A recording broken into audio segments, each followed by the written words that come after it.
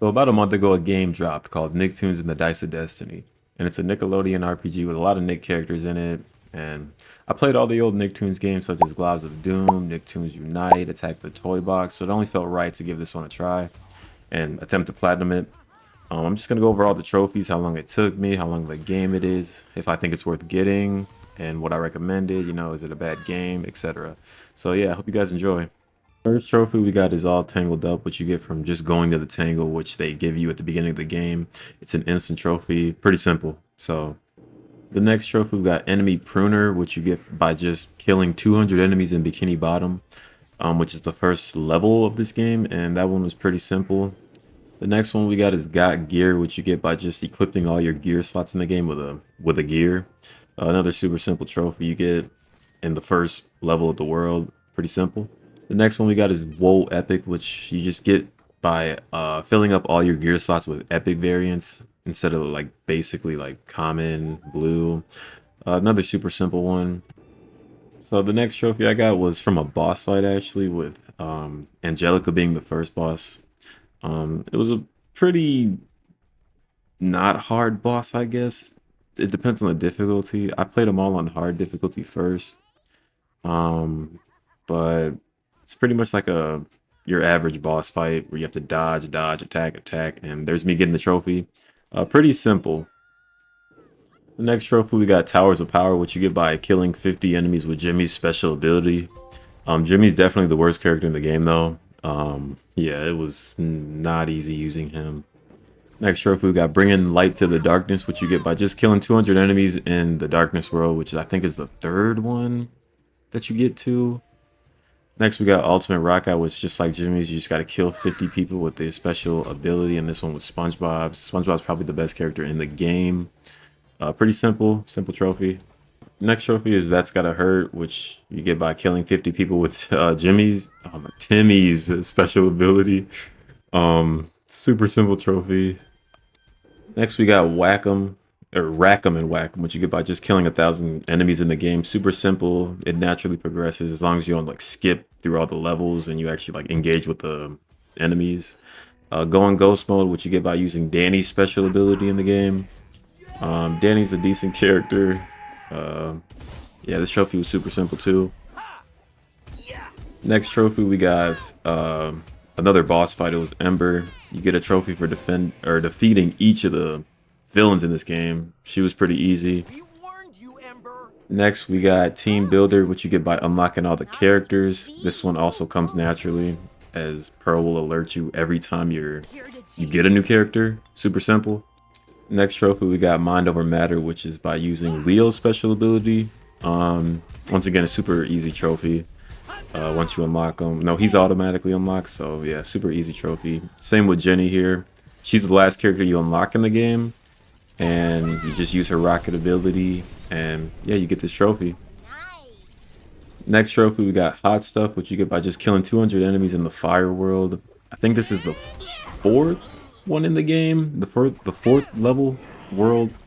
Super simple trophy. And then here I also got the coolest shoulder, which you get by using Katara's special ability, another character that's automatically unlocked. So you can do this at the beginning if you really want to.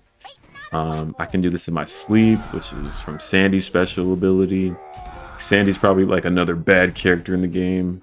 It took me a while to get this because I couldn't kill anybody with her ability. You saw me leave right away.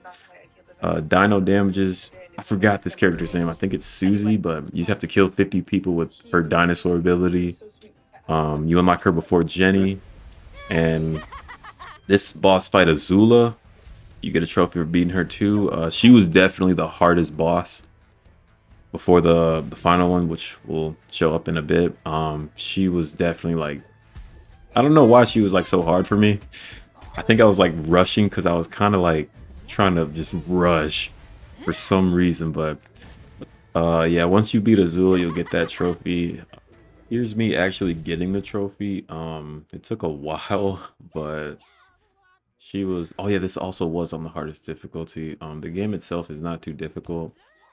Clipper of Wings you get just by killing 200 people in Fairy World, which is the final world that you can unlock in the game. And super simple trophy. Once again, I know I've said that a lot. You're not the boss of me. This trophy you get by defeating a mini boss, Jorgen, which is, or no, this is from beating all the mini bosses. Um, so pretty much unmissable, as all the mini bosses are also like required before you beat the main bosses. So they're essentially like story unmissable. They're all easy though. Next trophy we got to the max, which you get by hitting max level, which is level 40, I believe. Yeah, so level 40. This also just comes naturally as long as you make sure to kill the enemies and not just skip through all the levels. Next one, we got a completionist on the side, which you get by unlocking or completing all the side missions. Pretty simple.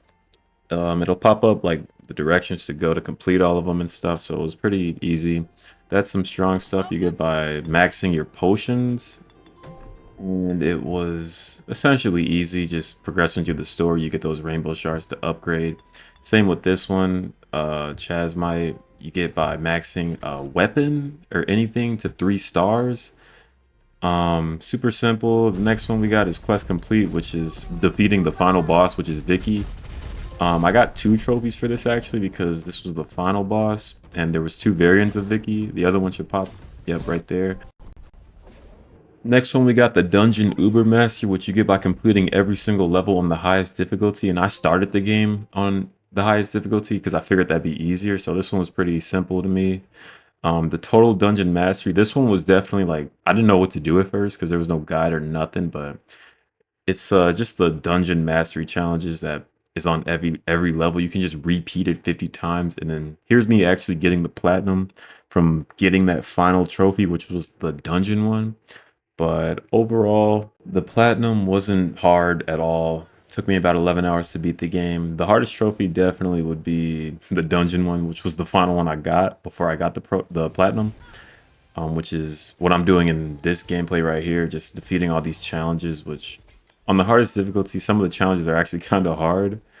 But overall, this was an enjoyable game to play. Simple platinum. It's really all there is to it. I hope you guys enjoyed this video, and I'll see you guys in the next one.